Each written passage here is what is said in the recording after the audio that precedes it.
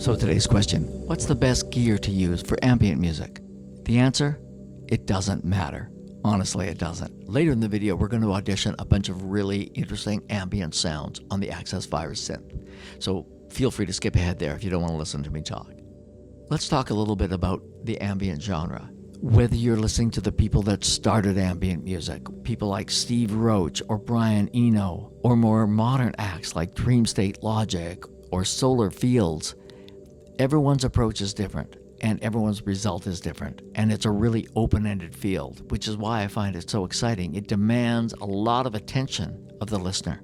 To me, one of the great things about ambient music is it creates a sense of calm, a sense of peace, tranquility. And in a world where we are so overstimulated by all sorts of things all the time from every direction, I like the idea of having something that will allow me to be really in the moment and patiently listening to subtle changes that somebody has worked on. It's like instead of watching a movie with a bunch of animation and special effects, you're watching something that is more emotional, more personal, smaller, more intimate. It's an experimental art form. You're not trying to sell records. You're not trying to make people dance. It's about soundscape. It's about texture. It's about density. And almost any gear will do that for you because it's about minute changes in sound over time. It's about nuance. A lot of people use soft synths or software synths for doing ambient music because it's affordable, lots of extreme modulation capabilities, and you can have long envelopes. Those are great because they're affordable, but there are also some real limitations with those. First of all, they are very limited in their ability for real-time control to be able to shape sounds over time on the fly. Even if you use a physical controller like a MIDI controller, how many knobs and things can you set up at a time? And you want to make sure that all those things are intuitive so that when you're creating, you can be spontaneous. Most people that have done a lot of ambient music will tell you that hardware is the ideal if you can afford it, because it allows the ultimate sound shaping control in real time. You can grab a knob and tweak it while you're playing. There's room for really subtle nuance, and that's going to be heard because in ambient music, a lot of times there aren't drums and other things that are taking up the sound space. It's really open and it is textural. It's about how the sound evolves while you're listening. Having a piece of gear in front of you where you can grab the knobs and tweak them subtly or extremely over time, even if you're just playing one or two notes, you can create subtle textures that keep the listener's attention. Really, any synthesizer will do. I've seen some people on YouTube post some amazing ambient music, and some of them are using the most basic gear. The sound itself can be quite simple, but as you layer it, it becomes more complex, and subtle changes to the soundscape are what it's all about. I've heard people with a really inexpensive synth going through an amazing pedal like something like the hologram microcosm, in which you can totally transform the sound into something that is shifting, and it continually keeps you engaged and interested. As far as hardware, there's a lot of different options out there. A lot of the Waldorf stuff is great for textural stuff and ambient. Some of their new gear like the Iridium, although it's expensive, is incredible in its ability to do very subtle changes, multiple things going on at a time. When I first got my ASM Hydrosynth, I loved it. Some of the sounds immediately took me into that atmospheric ambient domain. It was a really great tool for that. Although I no longer have a Hydrosynth, I created a couple of small patch banks of just ambient sounds. So if you look on my YouTube channel, you'll see there's a link. You just send your email address and I'll send you those sounds for the Hydrosynth for free. To me, it all comes down to what inspires you. This is a very expressive form of music. A lot of it doesn't necessarily have a tempo that's discernible. You're not going to be dancing to it or you're tapping your feet to it. It's more immersive. So my question is, what do you want to do with your music? Now, for the purpose of this video, I want to get into ambient stuff on the Virus, and I've got a bunch of ambient sounds I want to play you. Let me tell you why I like the Virus for that.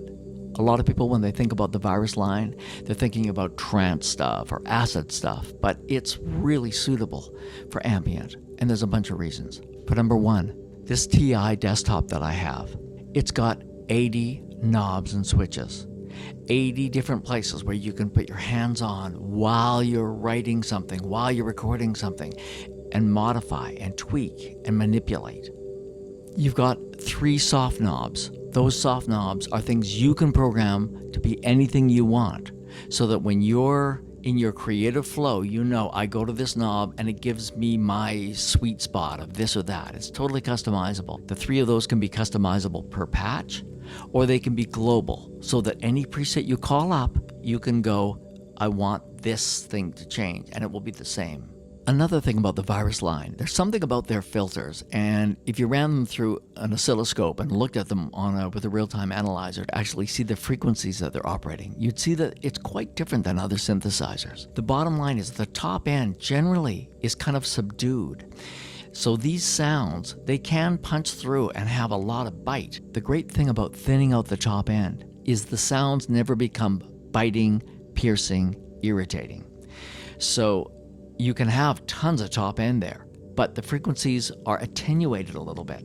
And you find, like, if you put a Virus synth next to another synth like a Nord or a Hydra synth or some of the Roland gear or Korg, most of those raw patches, raw waveforms will sound brighter than the Virus. The great thing about that is top end is easy to get, and it can be offensive and it can be hard to mix. But there's something about the Virus line that is a little bit warmer, a little bit denser, and thus lends itself really well to the ambient thing, where you're looking for things that float, that drift, but aren't necessarily operating those top-end frequencies that can be distracting. Once a week I get together with some other synthesists and we do ambient explorations. One of the reasons it's great for that is when you change patches, the last patch sustains.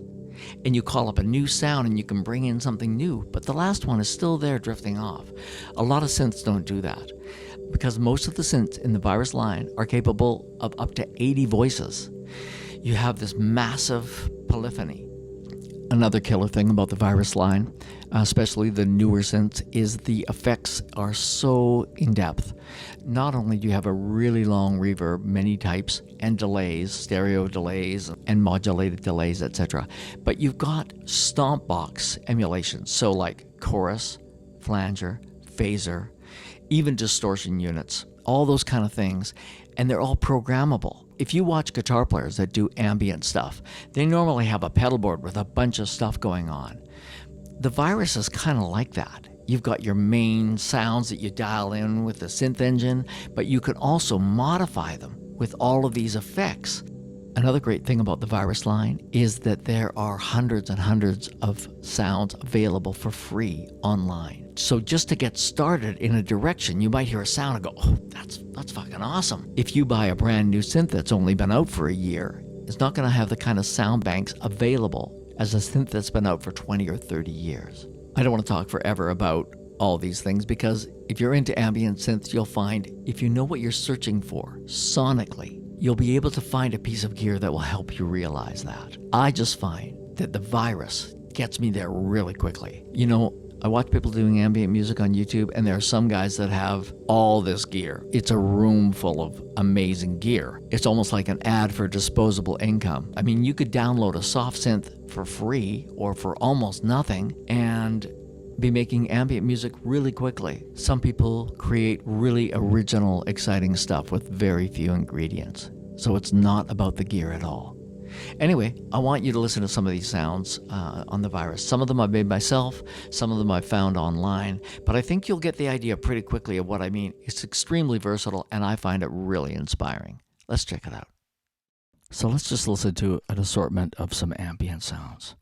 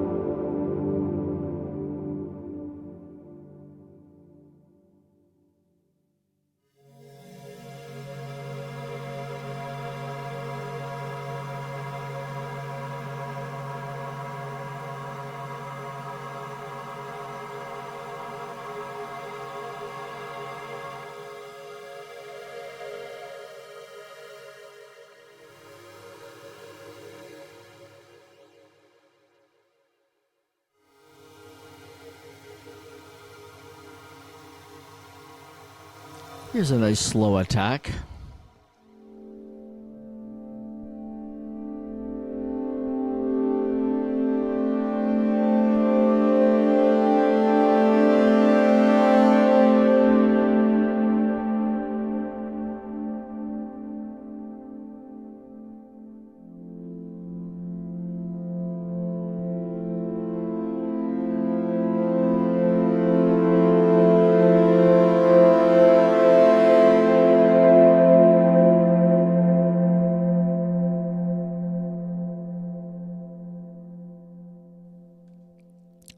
Here's something with a little more movement to it.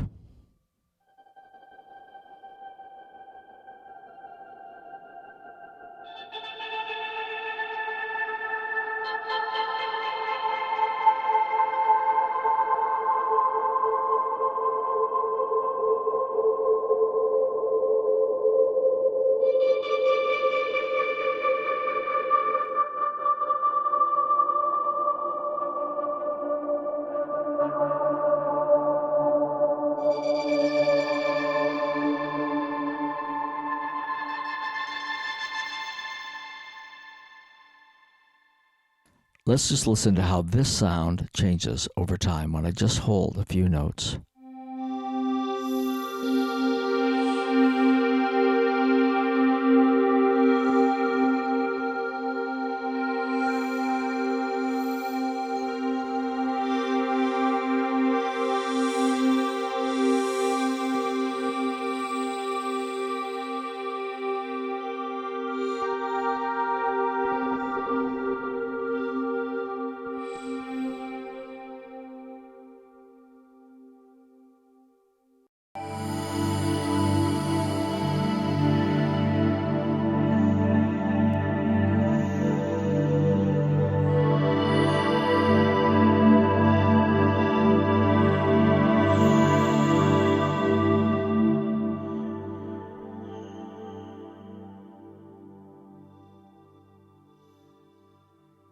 Here's something a little more outside tonally.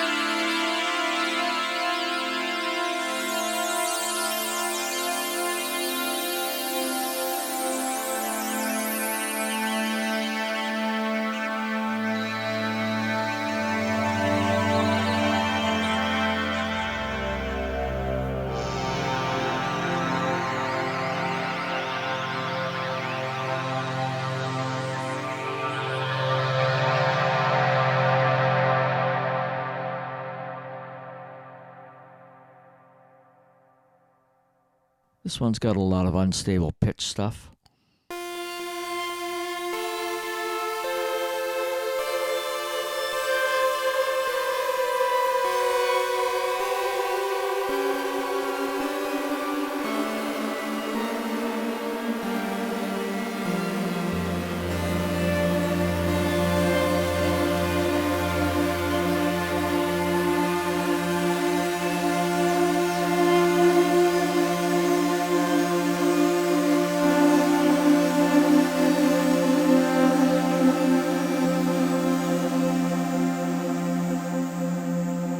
You'll notice with this sound that the top end really never, it's there, but it never rips your head off.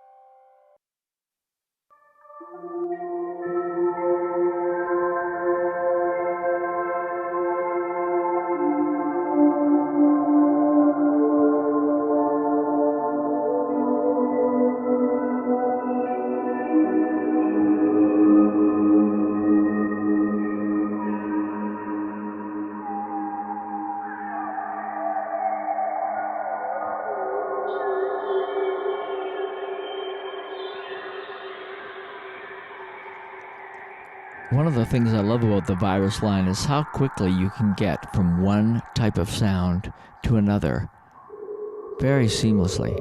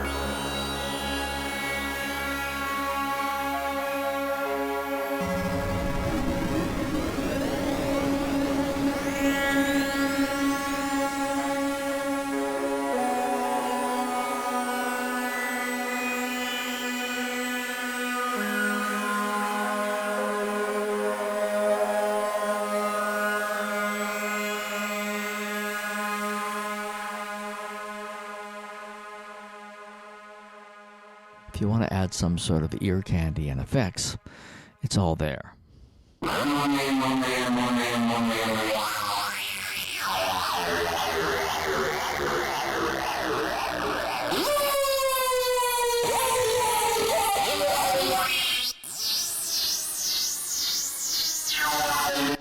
If you want to add something rhythmic,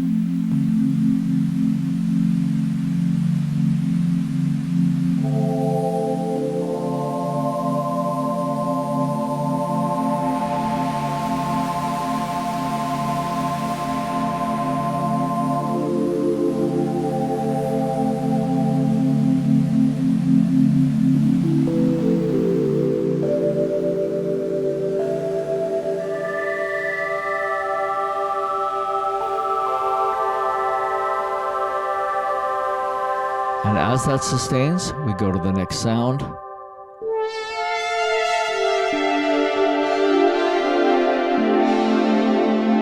And as that sustains, we can go to the next sound.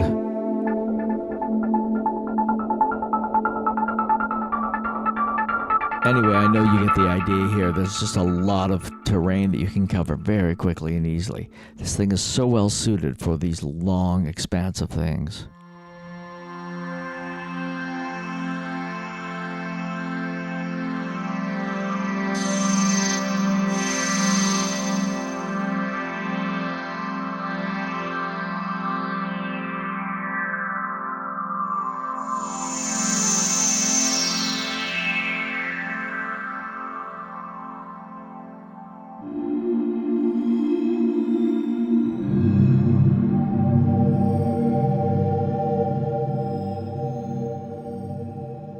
And of course, if you want crazy effects textures, the virus is there.